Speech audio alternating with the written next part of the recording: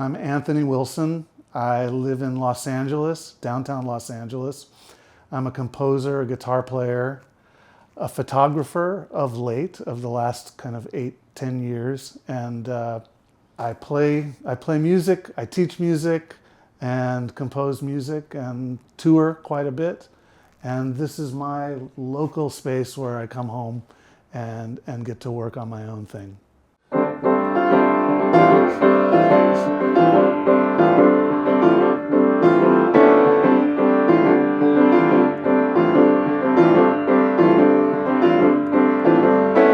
Although I play a lot of different instruments, I'm not one of those crazy guitar collectors that have like 50 guitars. I have numerous instruments, but this one is very special to me.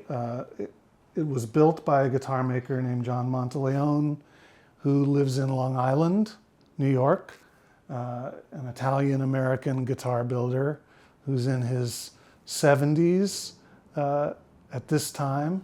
And this guitar has really been a constant companion since about 2003.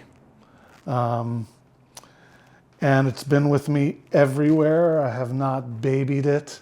It's like my live concert here. Mm-hmm. This is what I came for. Find this. Yeah, that's nice. Okay. That's nice. I do like the setup though. I don't want to change anything. Okay. And then it's nice. I just think once we find the light, it's nice and your face is right in it. Hold it right there. Nice. Let me see. Yeah, that's cool. Very nice. Hold it, hold it. Just even if you bring one leg down. Okay. Yeah. This guy? And then just again, just so we can get your, yeah.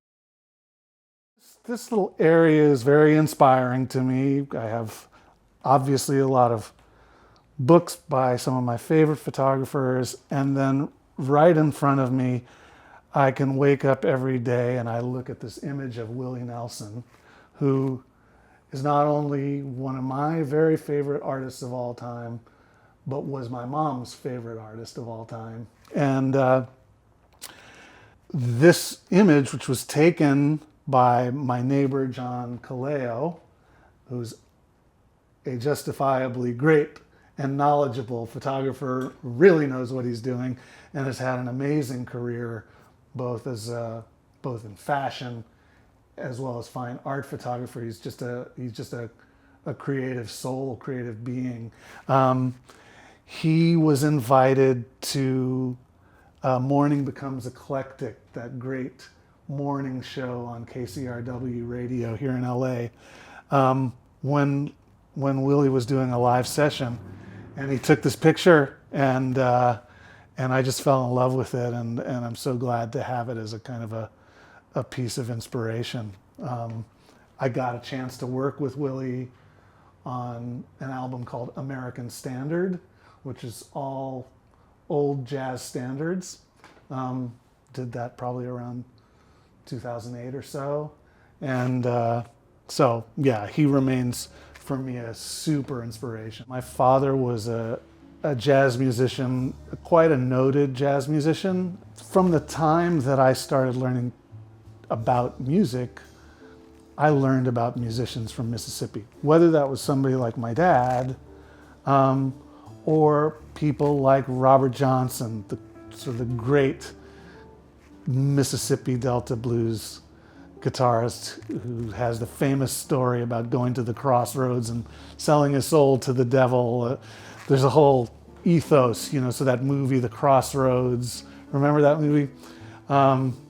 and people like Lightning Hopkins, the great blues musicians that came out of Mississippi, I knew who they were.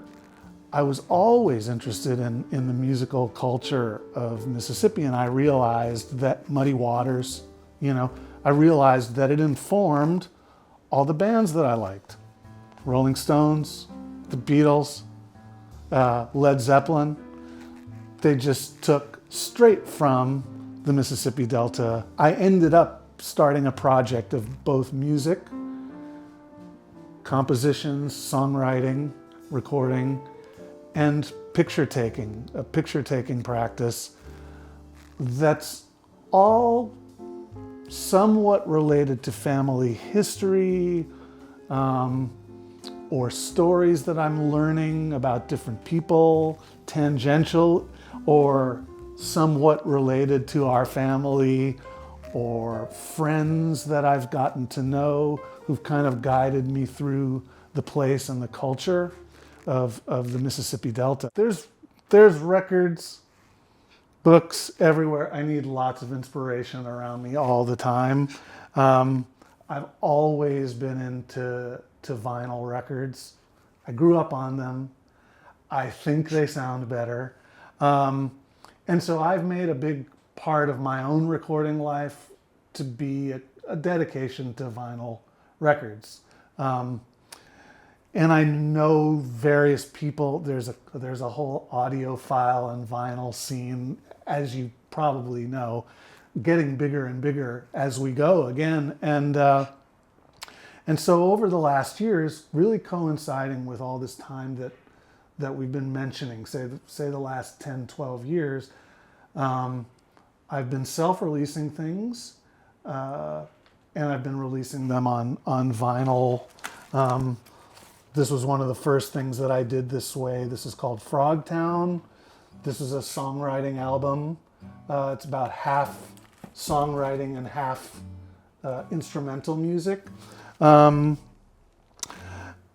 One project that was a real work of love and labor of love for me is this album and book called Songs and Photographs, and it is really a part of that process that I had and still have of going out walking and making pictures, and how this kind of reporting, that sense of kind of being observational and present in the world, could be transformative to my music and to my writing. And as a freak collector of photography books, very interested in the way that they operate, I wondered if there was a way for me to put those two things together, the music and the photographs. So we have the album Songs and Photographs, and then a photography book.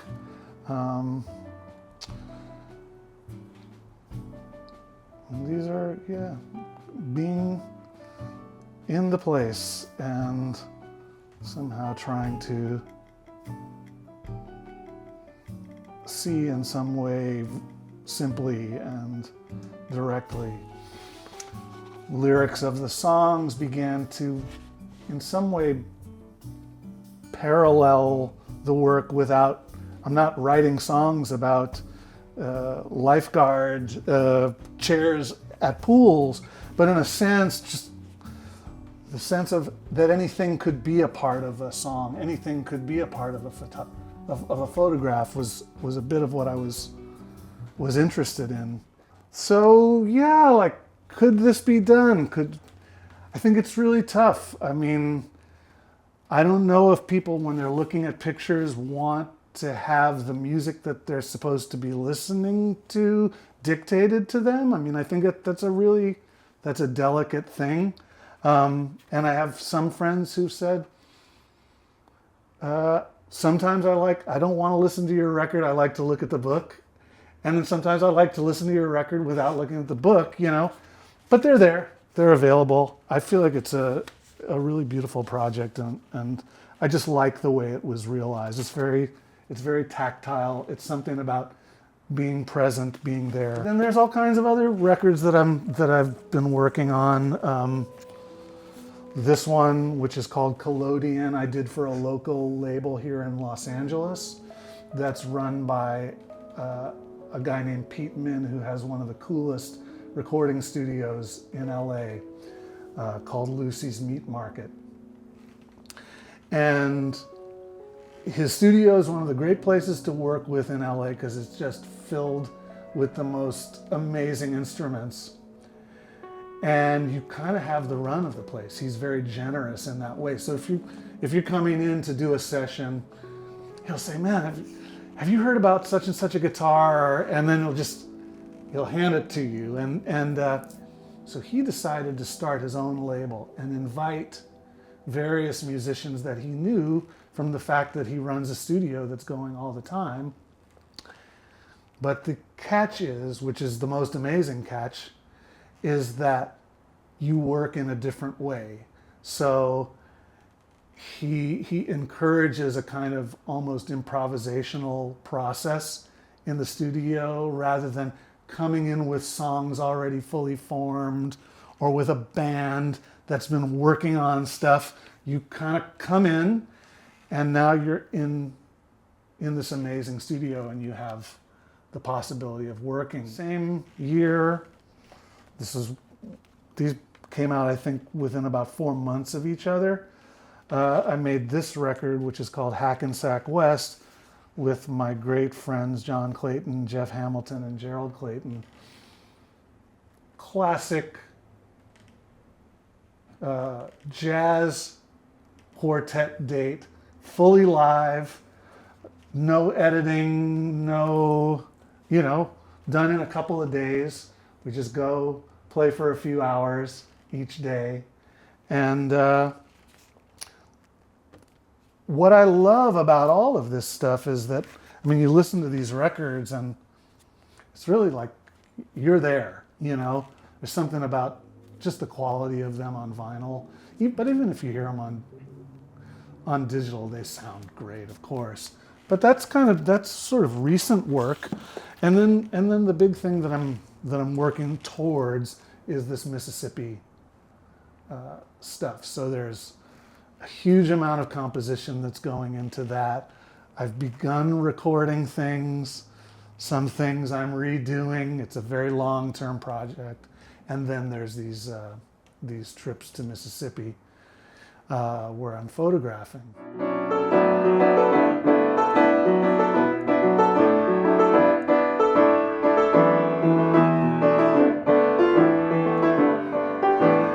A riff, and then I'll just sketch that out. Eventually, I'll orchestrate that piece, and that'll be one event, say, in a live performance. And I've got a sequence of these that I'm starting to kind of work out. At the same time, there's all of this, there's stuff related to this Mississippi project. There's music everywhere. Sets of lyrics that I'm working on, sketches for the songs. I really love working with pencil and paper. Some people working even in the world of notation, they like that everything can go on the computer. Eventually, I like it starting with pencil and paper and then bringing it in and putting it onto a more legible format. This little sequence of 4 pictures I did all on one day by the Mississippi River, actually in Memphis, Tennessee. And I've been thinking they would, even though this is probably a fantasy panorama, it doesn't exist this way, but I thought it might make a really beautiful fold out in a book or something, and just that kind of strange, flat, mysterious light, and the sand. And so, something like this will sit there for a long time, and maybe I'm working on a piece about the river, and try to let those images kind of infiltrate. So sometimes I'm working simply just like, okay, just music. Where's the music? Sometimes I'm trying to let imagery or lyrics and other inspirations bring me into what I'm doing. I mean, I keep my rhyming dictionary. I keep my old hymnals. You know, my Bach, my J.S. Bach chorale book. Anything like this can be something that I go back to. I've got my Bob Dylan lyric book, map of Paris. I need stuff like this around me. It's just, it's like that, you know. And then these are notebooks, so I keep any ideas for lyrics. So this is one way that I can feel like get involved in composition. I got this old Canon. This was my companion from about, around 2016. I got it from a guy in Japan. It's a 1959 Canon L1. Just beautiful rangefinder. I love it. And sort of taught myself how to kind of guess on exposures and stuff. I mean, I'm really, you know, I'm kind of self-taught in everything too. Like, even though I went to music school and I studied composition, I didn't take a lot of guitar lessons over the years. I got these cameras and started going out, and then I had gone to a lot of the photographers that I love the most use large format cameras, 4x5, 8x10, some of my very favorite photographers. And so I thought, okay, I'm just going to also add that. I first got an 8x10, which I have here. It's a little bulky. And then I got a 4x5, and I found a way to use it in my traveling practice, because I'm moving around, I'm on tour. I need something that's a little bit, you know, it's not so unwieldy that I can't find a way. So this is basically what I wander with. I got this Leica M3 last year and bought it as a birthday present for myself, in really beautiful condition in Vienna. I've got these and I wander with those, and I've just got a kind of a flow with them, but I always bring the 4x5. So through the project that I'm working on in Mississippi, it's always in the back of the car, and it sort of fills a different kind of it's not just observing, it's not just being active. There's so much time that goes into, you know, it's on the tripod, you take it out, you have to meter, you're really, by the time you're ready to take the picture, you've been in the space for a while. So it's a different kind of process, and I really like it. There's something about the stillness that happens with large format that I really like. Yeah, so this, which is a beauty, it's made by a company called Chamonix. It's very cute, and you know, it's got the bellows. Depending on how far you are from the subject, you have a couple of different places where this front part can live. I use a normal lens, so this is a 150 millimeter lens, and yeah, it sort of breaks down. You take the lens off and everything folds up, but you're looking, and there's a million movements that you can do with these kind of cameras, right, to justify the lines with architecture and level, et cetera, et cetera. I'm still figuring it all out in a sense, but you eventually, you've got the ground glass on the back, and you'll be looking through the lens at an upside down image of what you're seeing. One thing that I found is that works really well with the 4x5 is working with slide film, transparency film, because I can immediately have a positive image that's processed that I can look at right away. Some of the 4x5 transparencies that I do, you know, with the large format camera. This is in Clarksdale. This is an old school in Rosedale. My project in Mississippi is called Knowledge Tree because the property where my father lived when he was a kid, now there's a big tree, a Chinaberry tree, under which people sit around and talk during the day. And so trees, kind of lone trees, have become a big obsession for me in Mississippi. So this is a recent one out in the Delta. And I just love what you can do with the large format camera. There's just something so beautiful about what gets registered in those images. And this is really the world that my father came from, and the world that so much of the music, it's so much nature there, you know? I think that's one thing that really strikes me. So I don't know how it all kind of comes together, but it's as kind of a gathering, you know? It's just I'm gathering as much information as I can about this place to try to become as intimate with it as I can. Thanks so much for coming. I love this opportunity to just open the door and kind of show these various aspects of my life, the things that are important to me, that spark my imagination and keep me creative. For sure, I'll be out there playing, whether it's at some of the great venues here in Los Angeles, places like Sam First, the Blue Whale, and then on tour with folks like Diana Krall and on records with lots of amazing people. This is a really amazing time right now in our city for creative music. So I feel like I'm in the right place and glad to be here.